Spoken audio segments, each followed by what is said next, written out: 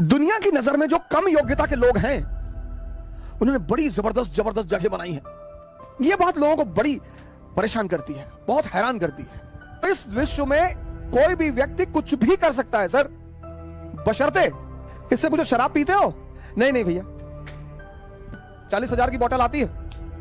नहीं भैया, कभी कभी पी लेते हैं होली होली में, जैसे कहीं ऐसे कोई बात हो भैया तो एक आध पैक तो पी लेते हैं भैया। 99.2%, 10+2 90%। और ये आदमी जीत रहा है।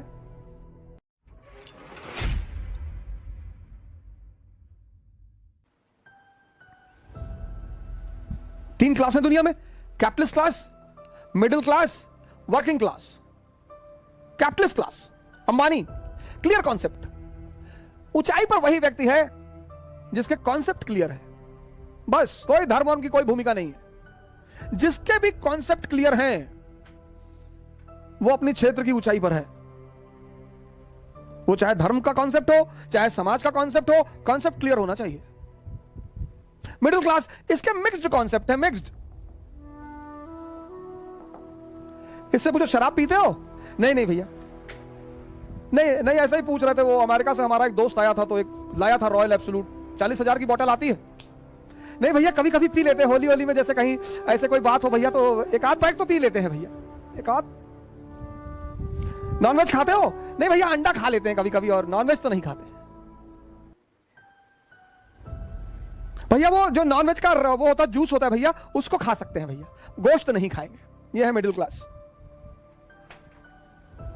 Working class, people without concept. ये जो मजदूर कौन है जिनके पास जीवन में कोई कॉन्सेप्ट ही नहीं है? मजदूर हैं, 11 बच्चे हैं, 11। पूछो 11 बच्चे तुमको? 11 बच्चे कैसे हो गए? भैया ये भगवान के बच्चे हैं। अच्छा, तुम्हारा नाम भगवान है? नहीं नहीं भैया। अच्छा, पड़ोसी का नाम भगवान होगा? अरे भैया कैसी बातें कर रहे हैं? अबे तो कौन भगवान? अरे भैया भगवान ये ऊपर, वो नीचे आया।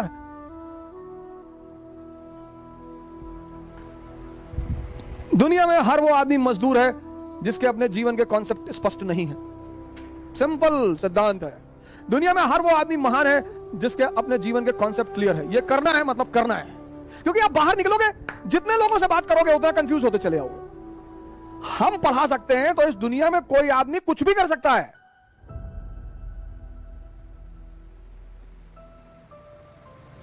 अगर हम पढ़ा सकते हैं, अगर हम बदल सकते हैं खुद को, तो इस विश्व में कोई भी व्यक्ति कुछ भी कर सकता है सर, बशर्ते उसे एक चीज करनी पड़ेगी, अपना आत्म मूल्यांकन। दुनिया में सबसे इंपॉर्टेंट चीज है डायरेक्शन। जिसको भी मिल गई और समझ में आ गई। बहुत लोगों को डायरेक्शन मिलती है, समझ में नहीं आती। तेंदुलकर और कांबली दोनों के एक ही गुरु हैं, रमाकांत आचरेकर।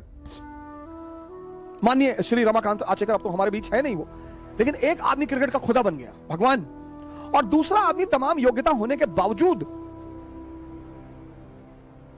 गुमनामी के अंधेरे में खो गया।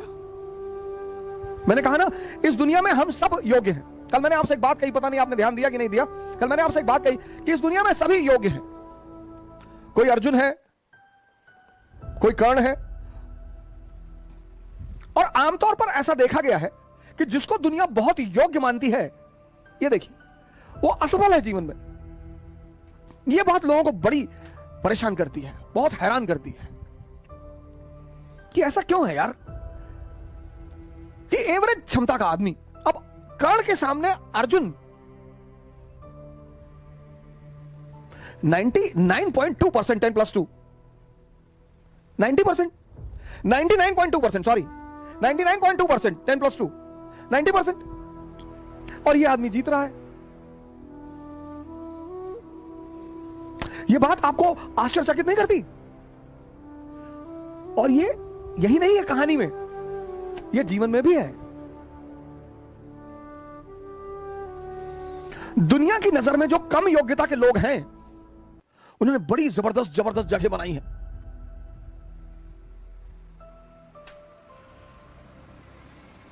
दुनिया में जो कम योग्यता के लोग हैं उन्होंने बड़ी जबरदस्त जबरदस्त जगह बनाई है। क्यों है ऐसा?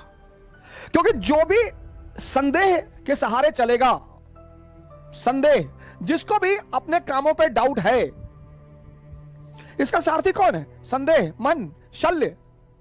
इनका सारथी कौन है? चैतन्य। ये कल मैंने आपको बताया था, कॉन्शियस।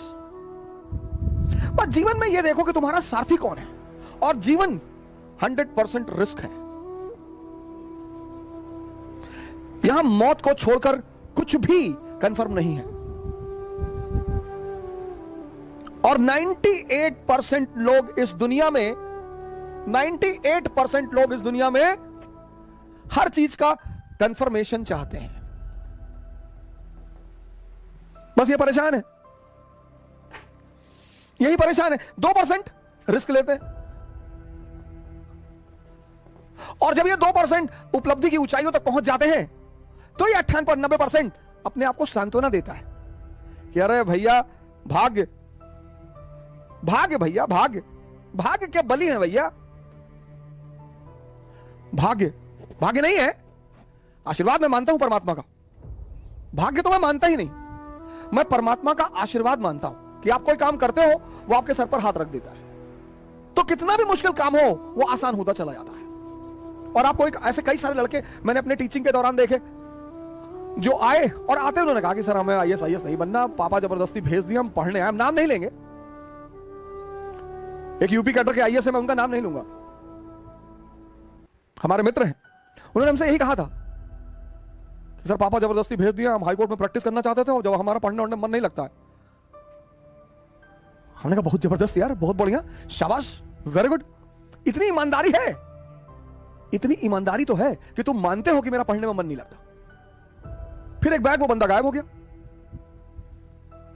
और हुआ क्या? अच्छा ग्रुप मिल गया, अच्छे लड़के मिल गए, अच्छे सीनियर मिल गए और पढ़ने में मजा आने लगा। मजा आने लगा, बंदा वो काम करने लगा।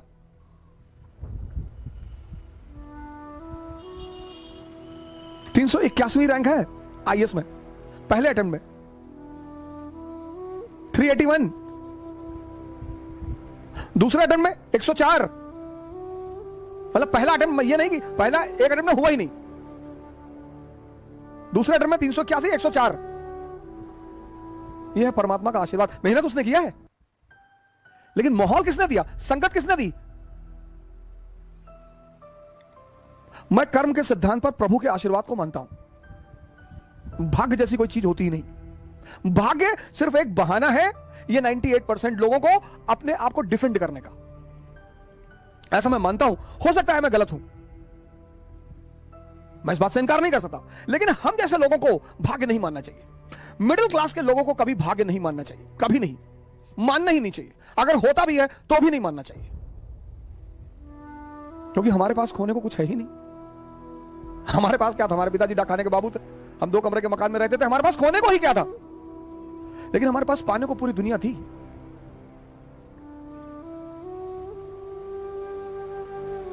सारे फ्रंट पे लड़ रहे हैं। ये देखो, यहां तलवार चला रहे, यहां तलवार चला रहे, यहां तलवार, यहां तलवार, यहां हर तरफ।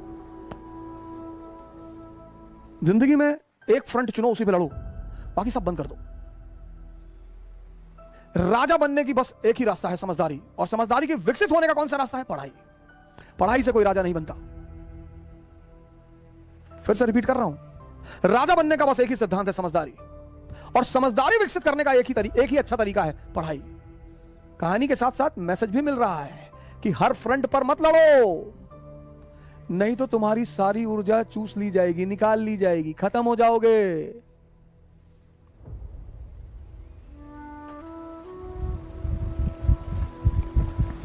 राजा बनने का बस एक ही सिद्धांत है, समझदारी का विकास। और समझदारी बढ़ाने का बस एक ही सिद्धांत है, नहीं, समझदारी बढ़ाने का सबसे अच्छा सिद्धांत है पढ़ाई। हमारे देश में लोग कहते हैं पढ़ोगे तो राजा बनोगे। बिल्कुल नहीं, सवाल ही नहीं उठता, प्रश्न ही नहीं उठता, गलत है वो। पढ़ोगे तो नौकर बन जाओगे, लेकिन हां, अगर पढ़ाई से अपनी समझदारी का विकास कर लिए तब तो राजा बनोगे।